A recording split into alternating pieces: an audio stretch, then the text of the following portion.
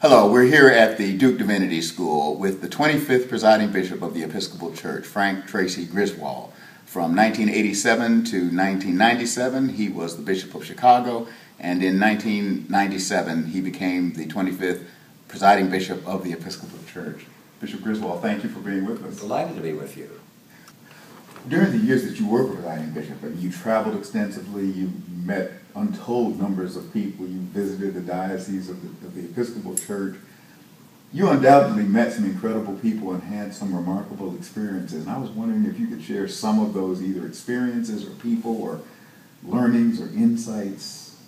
Well, I mean, there were things like visits with the Pope, which were always very interesting. I mean, this is with the former Bishop of Rome, and sort of being in the presence of someone who, in spite of the august office he had, you realize was also, in the end, a human being just like yourself. And particularly as he became more frail, my impulse was, now how can I might help this person? But wait a minute now, this is the Pope. Right. Kind of thing.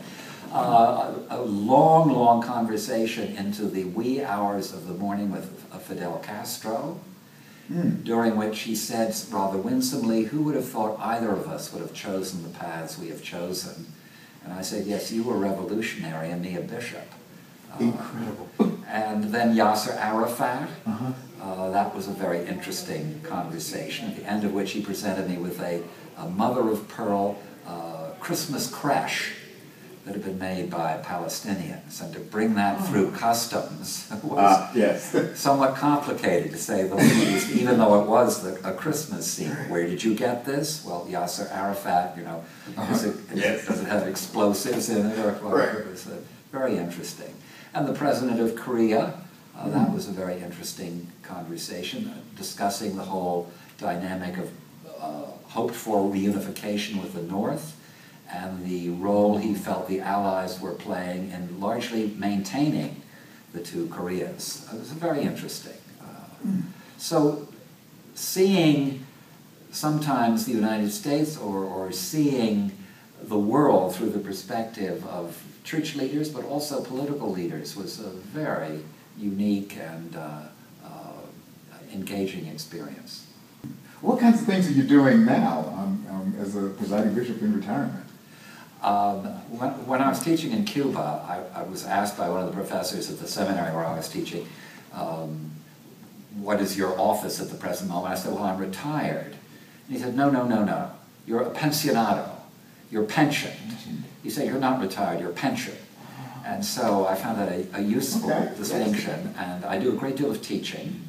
I've taught at a number of seminaries. I've taught in Japan, Korea, and Cuba in the seminary context, and I do a number of retreats and clergy conferences, and do some writing as well. So I keep quite busy. Quite busy. You keep him busy. I'm wondering, you've got a new book out, but one of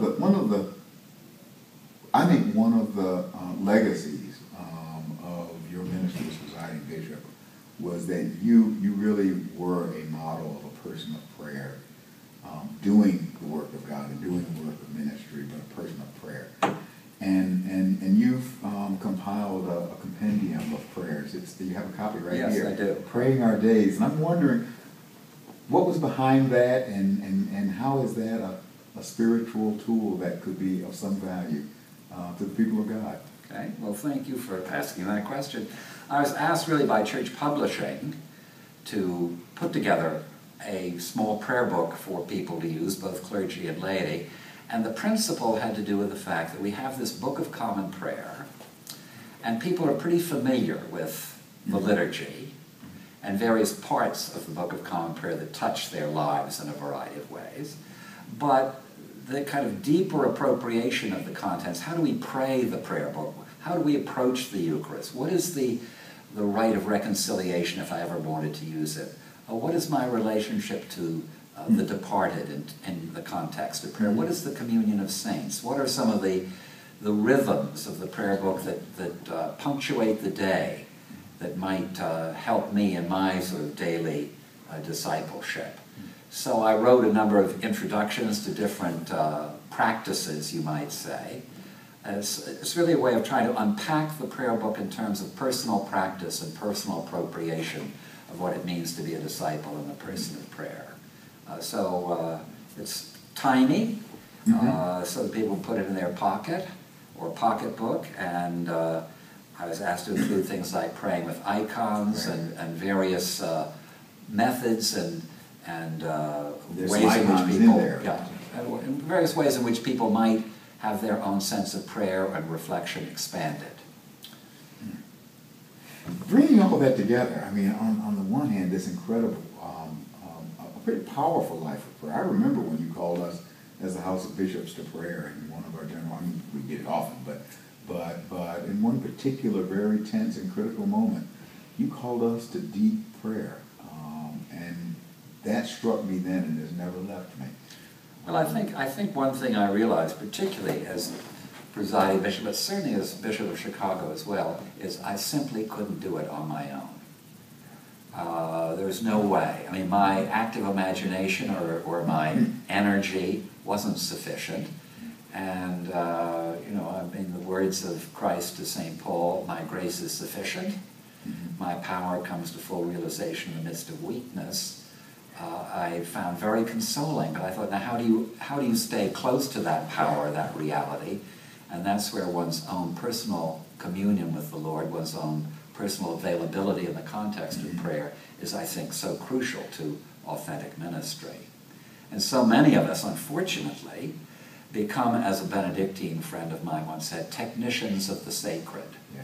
We become sort of overly professional and lose that sort of inner core, that inner heart that actually authenticates our ministry. And people can sense often when we are performing or being appropriate and when we are truly present as people of faith. And so I think the disciplines of prayer in their various forms are very important for us. How does that, and this may seem like a disconnect, but it's not. I think it's profoundly connected. How does that Frank Griswold, the man of prayer, connect to Frank Griswold, who knows something about this global village that we are part of?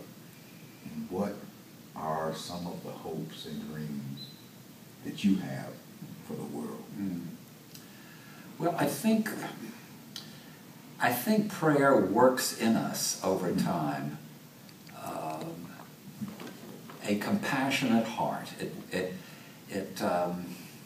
transforms our consciousness. It gives us a sensibility that looks at the world more and more through the eyes of Christ's Spirit working within us. Not that we can sort of say, oh, I'm looking at the world the way Christ looks at the world. It sort of happens.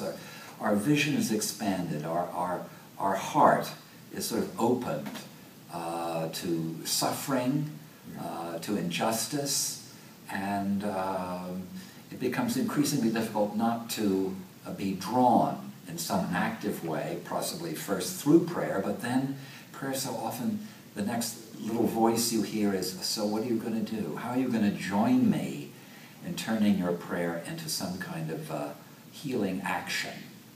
And so I would say that certainly in my own life, it's not simply going to other places, but it's often something sort of tangential.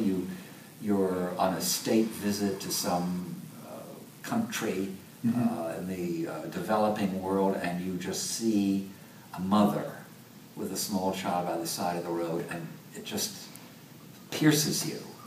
And you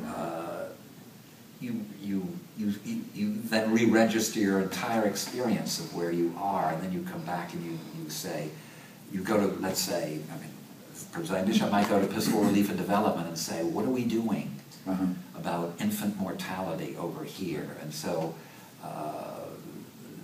the sort of quick glimpse of Christ's suffering in the least then becomes, as it were, a call to some kind of next step that you then take in terms of the larger church.